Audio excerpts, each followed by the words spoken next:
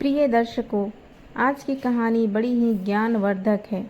प्रिय दर्शकों, एक गिद्ध ने बताया कि भाग्य का लिखा मिटाया जा सकता है। आइए इस कहानी में जानते हैं। हे प्रिय दर्शकों, एक जंगल में एक गिद्ध और उनकी पत्नी रहते थे। गिद्ध और गिद्ध की पत्नी बहुत ही हंसी खुशी जंगल में रहते थे। एक दिन गिद्ध की पत्नी अपनी गिद्ध से कहता है, जी हमें यहाँ से चलना चाहिए, हमें वहाँ चलना चाहिए जहाँ हमारे समाज के लोग रहते हैं, काफ़ी सारे और उनकी पत्नियां रहती हैं, हमें वहाँ चलना चाहिए। पत्नी से कहता है, प्रिय अगर हम वहाँ चलेंगे तो रोज़ लड़ाई झगड़े होंगे, हम दोनों यहाँ जंगल में कितना सुकून से रहते हैं, वहाँ जाने की क्या ज़रूरत है। लेकिन गिद्ध की पत्नी जिद करने लगती है तो गिद्ध भी मान जाता है। अपनी पत्नी की जिद करने पर वह दोनों उड़कर एक नगर में आ जाते हैं। उस नगर का राजा पशु पक्षियों की भाषा को अच्छी तरह से समझता था। उस राजा ने कराओ शास्त्र की पढ़ाई की थी। कराओ शास्त्र का मतलब यही होता है कि पशु पक्षियों की भाषा को समझ पाना।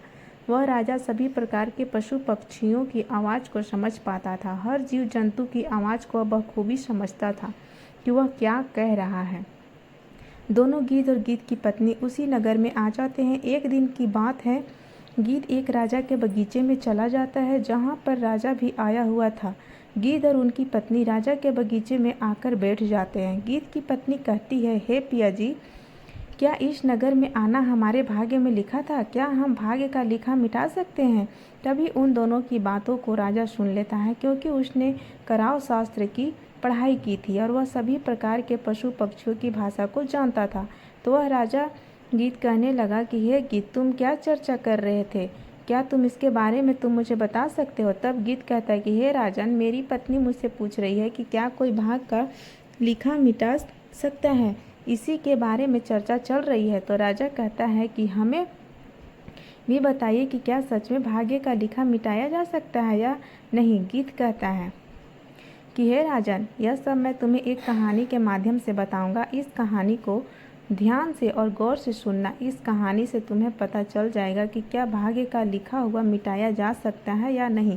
तब राजा कहता है कि हे गिद्ध, आप अपनी कहानी शुरू कीजिए, मैं ध्यान से सुनूंगा। तब गिद्ध अपनी पत्नी से भी कहता है, हे प्रिय, आप भी ध्यान से सुनिए। तब गिद्ध की पत्नी कहती है कि हे स्वामी, मैं आपकी बातों को बड़े मन से और ध्यान से सुनूंगी, कृपया आप कहानी शुरू कीजिए। तब गिद्ध कहानी शुरू करता है और कहता है, बहुत समय पहले की बात है, किसी नगर में एक किसान रहता था।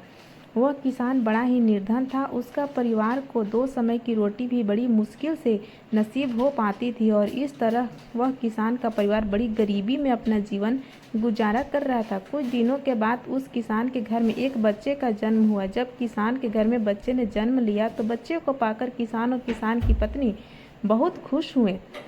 उनकी खुशी का कोई ठिकाना नहीं रहा, क्योंकि शादी के कई साल गुजरने के बाद उनके आंगन में बच्चे की किलकारी गूंजी थी।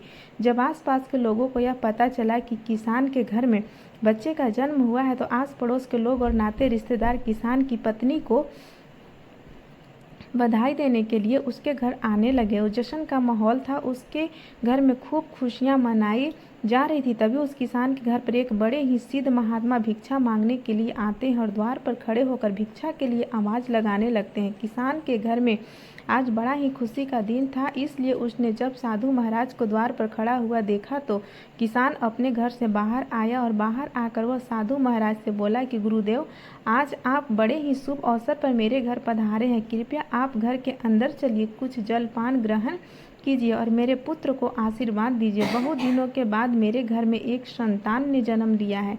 जब इस प्रकार से वह किसान उन साधु महाराज से बार बार विनती करता है तो महात्मा जी मना नहीं कर पाते और किसान के घर के अंदर जाते हैं।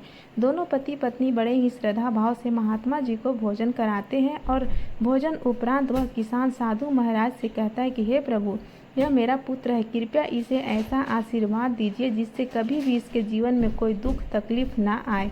साधु महाराज जैसे ही उस बच्चे को आशीर्वाद देने के लिए अपना हाथ उठाते और जैसे ही महाराज की दृष्टि उस शिशु पर पड़ती है तो शिशु के हाथ पर एक चिन्ह देकर साधु महाराज कुछ विचारने लगते हैं। किसान ने जब साधु महाराज को विचार मग्न देखा तो किसान ने पूछा, उन महात्मा जी से कहता है कि हे प्रभु, क्या बात है? मेरे पुत्र को देखकर आप किस चिंता में पड़ गए हैं? सब कुशल मंगल तो है ना? साधु महाराज बोले, बेटा चिंता की कोई बात नहीं है, सब कुशल मंगल है। आपके घर में जिस बच्चे ने जन्म दिया है, यह तुम्हारा पुत्र तो बड़ा ही किस्मत वाला है। इसके हाथ पर जो चिन्ह बना हुआ है वह इशारा करता है कि तुम्हारे पुत्र के भाग्य में राजयोग्य लिखा हुआ है और यह 15 वर्ष की अवस्था में इस नगर का राजा बन जाएगा। जब किसान ने कहा कि महाराज यह कैसे संभव है, किसी गरीब का पुत्र भला राजा कैसे बन सकता है? तो इस पर महात्मा जी उस किसान को समझाते हुए बोले, बेटा परमात्मा की इस दुनिया में हर काम संभव है। इसने अपने पिछले जन्म में कोई ऐसा कार्य किया है जिसके कारण इस जन्म में इस बालक को राजपथ नसीब होगा। आगे समझाते हुए वह महात्मा जी बोले, बेटा जैसे ही तुम्हारे पुत्र की अवस्था 15 बरस की होगी वो तो इस नगर का राजा है। इसकी इकलौती पुत्री से तुम्हारे पुत्र का विवाह होगा और विवाह के बाद राजा की धन दौलत और गद्दी पर तुम्हारे पुत्र का अधिकार हो जाएगा। यह सब बातें मैं तुम्हें ऐसे ही नहीं बता रहा हूँ, मैं इन सब बातों को इसकी किस्मत की लकीरों में देखकर बोल रहा हूँ। प्रिय दर्शकों, साधु महाराज की इन बातों को जब किसान और उनकी पत्नी ने सुना तो इन बातों को सुनकर उन्हें बड़ी खुशी होती है कि हमारे घर में किसी साधारण संतान ने नहीं बल्कि एक राजा ने जन्म लिया है। जब इस बात का खबर नगरवासियों को चलती है कि किसान का बेटा एक दिन इस नगर का राजा बनेगा, तो दूर दूर से लोग उस किसान के पुत्र को दर्शन के लिए उसके घर आने लगते हैं। प्रिय दर्शकों, इधर तो किसान के घर पर दूर दूर से लोग आ रहे थे, उधर जो उस नगर का राजा था जिसकी पुत्री के साथ में साधु ने विवाह की भविष्यवाणी की थी, वही राजा शिकार खेलने के लिए जंगल को जाता है और जंगल में जाकर अपना शिकार तलाश करने लगता है। तभी राजा की दृष्टि एक हिरन पर पड़ती है। हिरन देखकर राजा अपना घोड़ा उस हिरन के पीछे दौड़ा देता है और उस हिरन का पीछा करते हुए राजा बहुत दूर निकल जाता है। उसके साथ में जो सैनिक थे वो भी पीछे छूट जाते हैं। राजा काफ़ी देर तक उस हिरन का पीछा करता है, लेकिन वह हिरन का शिकार नहीं करने पाता है क्योंकि घने जंगल होने के कारण हिरन राजा की नज़रों से ओझल हो जाता है। अपने शिकार का पीछा करते करते बहुत देर हो चुकी थी, इस कारण प्यास के मारे राजा को गला सूखने लगता है। पानी की तलाश में राजा ने चारों तरफ को अपनी नज़र दौड़ाई, लेकिन आसपास उसे ऐसा कोई पानी का स्रोत नज़र नहीं आया जहाँ पर जाकर वह अपनी प्यास बुझा सके। पानी की तलाश में राजा जब कुछ और आगे बढ़ता है तो उसे एक गांव नज़र आता है। प्रिय दर्शकों, यह वही गांव था जिस गांव में उस किसान के घर में एक बच्चे ने जन्म लिया था। जब राजा उस गांव के और नज़दीक पहुंचा तो उसे गांव के बाहर एक कुटिया नज़र आई जहां एक साधु महाराज कुटिया के बाहर ध्यान मग्न बैठे हुए थे।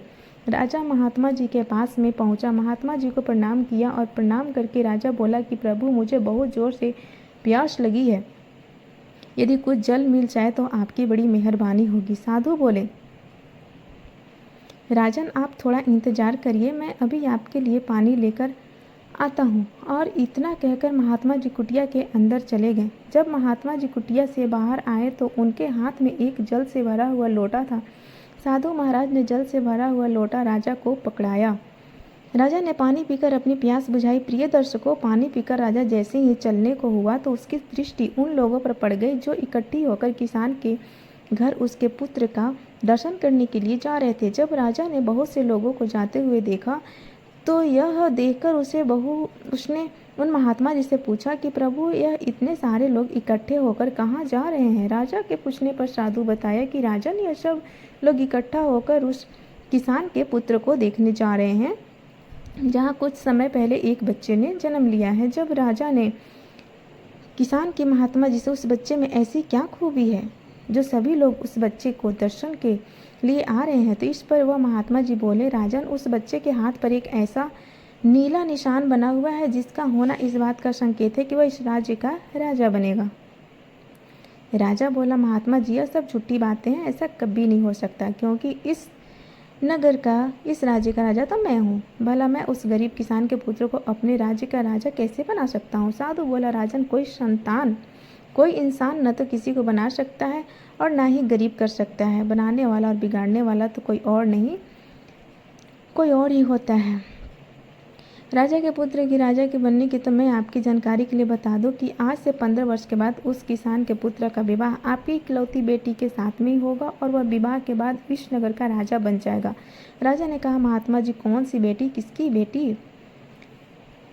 मेरे तो कोई औलाद ही नहीं है, फिर आपकी भविष्यवाणी कैसे सच साबित हो सकती है? साधु महाराज बोले, राजन, आज से 1 वर्ष बाद मैं आपकी रानी की कोख से एक कन्या जन्म लेगी। उसी कन्या के साथ में इस गरीब किसान के पुत्र का विवाह होगा और विवाह के उपरांत वह इस नगर का राजा बन जाएगा। प्रिय दर्शकों, साधु महाराज के मुख से जब राजा इन बातों को सुनता है तो इन बातों को सुनकर वह खुश होता है और दुखी भी होता है। और खुश इसलिए होता है क्योंकि राजा की कोई संतान नहीं थी। जब उसे पता चलता है कि उसके घर 1 वर्ष के पश्चात एक कन्या जन्म लेगी तो वह खुश हो जाता है, लेकिन वह भी एक बेटी का बाप बनेगा तो यह जानकर वह बहुत दुखी हो जाता है। खुशी हुई, लेकिन उसके दुख का कारण यह था कि जैसा साधु महाराज ने बताया कि तुम्हारी पुत्री के बाबा गरीब किसान की बेटी से होगा, तो यह जानकर राजा दुखी हो जाता है और उससे गुस्सा भी आता है। राजा अपने मन में विचार करता है कि आखिर एक मामूली सा किसान का बेटा मेरा दामाद कैसे बन सकता है? मैं कदापि भी ऐसा नहीं होने दूंगा। प्रिय दर्शकों, यह विचार कर राजा उस महात्मा से कहता है कि आपको क्या लगता है, एक मामूली सा किसान के बेटे के साथ मैं अपनी पुत्री का विवाह कर दूंगा? महात्मा ने कहा कि राजन, जो उस बच्चे के भाग्य में लिखा हुआ है उसे कोई मिटा नहीं सकता है, क्योंकि विधाता का लिखा तो पत्थर की लकीर होता है। कोई उससे छेड़छाड़ की तो महात्मा जी। प्रिय दर्शकों, उस राजा को अपनी ताकत पर बड़ा ही घमंड था।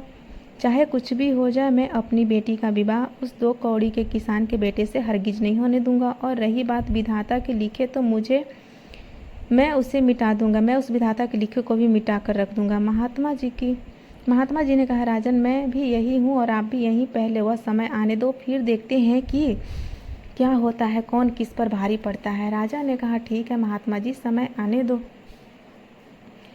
फिर आप देखना। और यह कहकर राजा साधु महाराज को प्रणाम करके अपने घोड़े पर सवार होकर फिर अपने महलों को चल देता है। महल पहुंचकर राजा विचार करता है कि ऐसा क्या किया जाए जिससे लाठी भी ना टूटे और सांप भी मर जाए। मैं ऐसा क्या करूं जिससे ऐसी नौबत ही ना आए।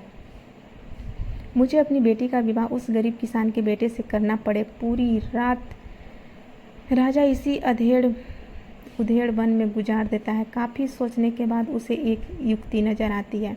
एक दिन राजा ब्राह्मण वेश बनाकर उस किसान के गांव में जाता है।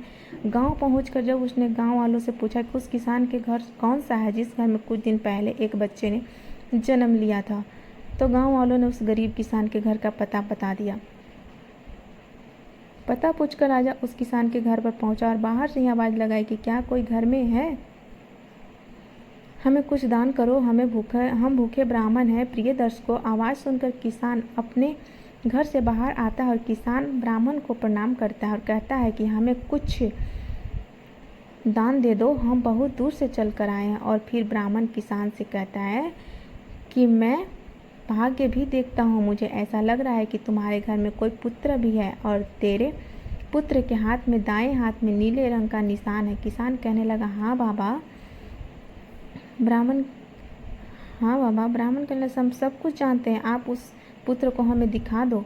पुत्र को घर से बाहर लेकर आया और ब्राह्मण को दिखाने लगा। उसके बाद ब्राह्मण कहने लगा कि यदि यह पुत्र तुम्हारे साथ रहेगा तो 15 साल के बाद इसकी मृत्यु हो जाएगी, और यदि तुम इस बच्चे को किसी को दान कर दोगे तो 15 वर्ष के बाद तुम्हें लौट जाएगा, और यदि तुम इस बच्चे को अपने पास रखना चाहते हो तो यह मर जाएगा। इस बात को सुनकर किसान रोने लगा और कहने लगा, बाबा, हम अपने बच्चे को अपने से अलग नहीं कर सकते हैं।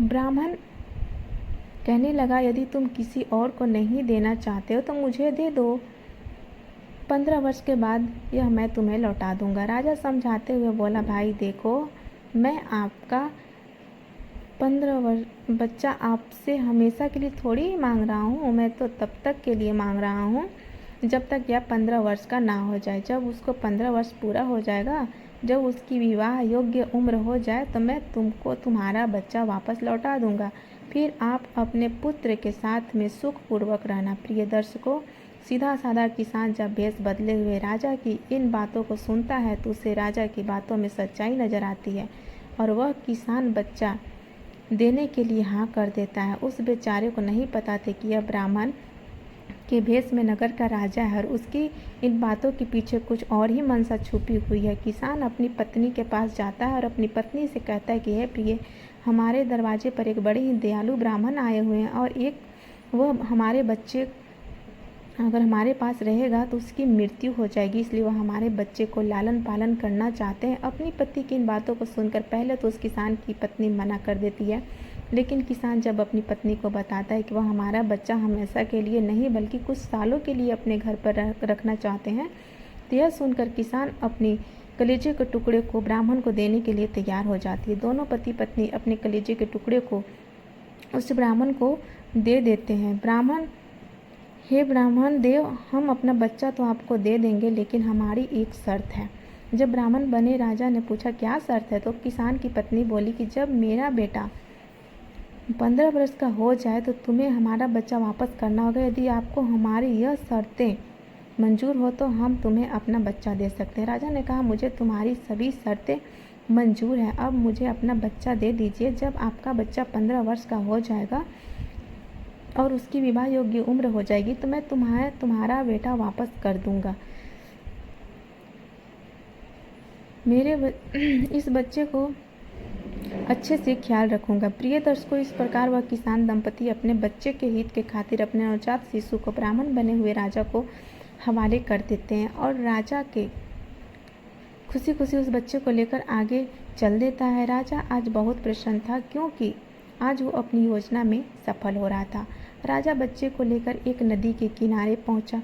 नदी किनारे पहुंचकर राजा ने सोचा कि मैं इस बच्चे का गला दबाकर इसका काम तमाम कर देता हूं और मारने के बाद मैं इस बच्चे की लाश को नदी के जल में प्रवाहित कर दूंगा। लेकिन बच्चे को जब उसने मासूम चेहरा देखा तो उस बच्चे का चेहरा देखकर राजा का विचार बदल गया था। उसने तेरा क्या बिगाड़ा जो तू इसे मारना चाहता है? क्यों इस मासूम बालक की हत्या का पाप अपने सिर लेना चाहता है? इस पाप के लिए मुझे नरक में भी जगह नहीं मिलेगी। प्रिय दर्शकों, राजा जब अपनी अंतरात्मा की इस आवाज़ को सुनता है तो उसके हाथ कांपने लगते हैं। वह बच्चे की हत्या नहीं कर पाता है। फिर सोचता है कि ऐसा क्या करूं जिससे मेरे हाथ इस बच्चे का हत्या भी ना हो और भाग्य का लिखा भी मिट जाए। काफ़ी सोच विचार कर राजा इस निर्णय पर पहुंचा कि मैं इस बच्चे को एक लकड़ी के बक्से में बंद करके जिंदा ही जल में बहा देता हूँ, जिससे मैं बाल हत्या के पाप से भी बच जाऊंगा और इसके साथ में मेरी बेटी की शादी भी नहीं होगी। प्रिय दर्शकों, यही विचार कर राजा एक ऐसा संदूक तैयार करता है जिसमें बच्चे को सांस भी मिलती रहे और वह पानी में भी ना डूबे। संदूक तैयार होने के बाद राजा उस किसान के बेटे को लकड़ी के संदूक में रखता है और उस संदूक को नदी के बहते हुए जल में प्रवाहित कर देता है। यह सब करने के बाद राजा अपने महलों को चल देता है। राजा बहुत ही खुश था।